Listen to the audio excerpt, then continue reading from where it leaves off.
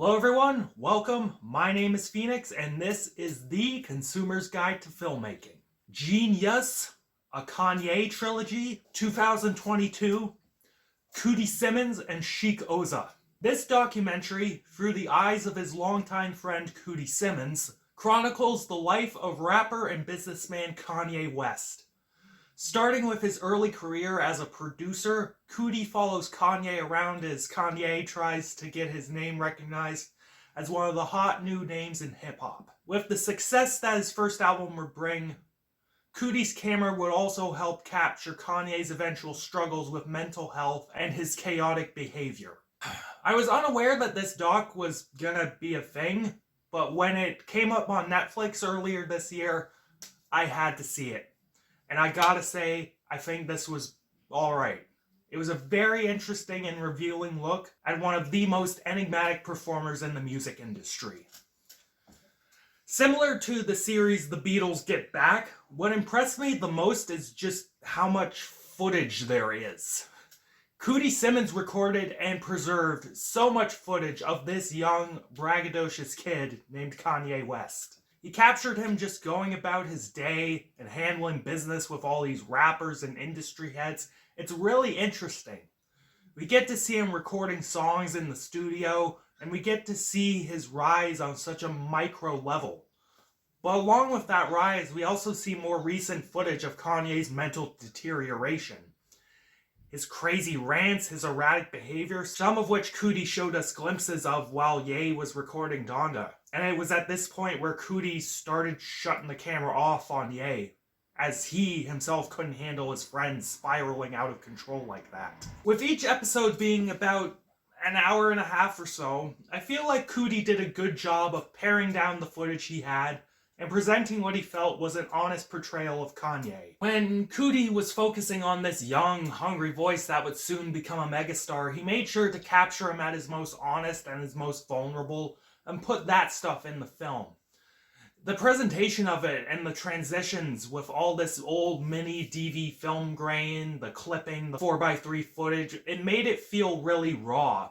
It's as if we unearthed all this long-lost footage, which we pretty much did. It's a very interesting visual aesthetic that can complement the time period that Kanye was coming up in.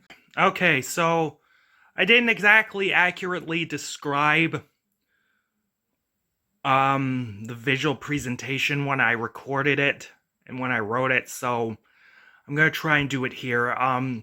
Visually, this show transitions from like old mini DV footage where it's in like 4x3, it's really fucking grainy, and then it goes to like digital high def stuff. It essentially tracks Kanye's life through the time periods, and it visually represents that as well. It kind of rawly captures Kanye's mental deterioration. It's kind of cool. Yeah. Continue. Cootie's narration was also quite interesting at times, and it was really interesting hearing his perspective on Kanye's well-being. However, where I think the documentary kind of loses me is when Cootie starts turning the focus onto himself. At the beginning, the focus being on him for a portion of it did make sense. We needed context as to who this man was and his connection to Kanye. It was necessary, but most everything after that felt a little weird.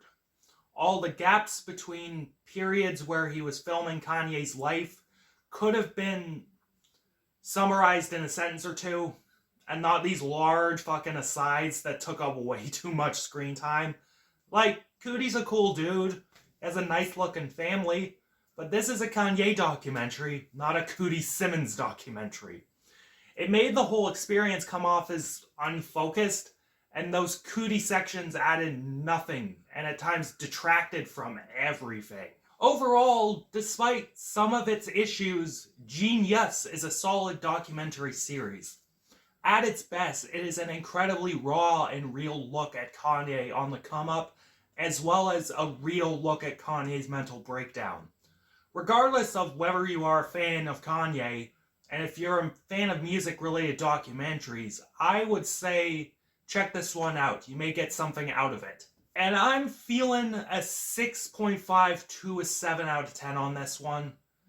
It's closer to a 6.5 than a 7, but this documentary is really raw, and I think it's pretty neat. Catch you later, guys.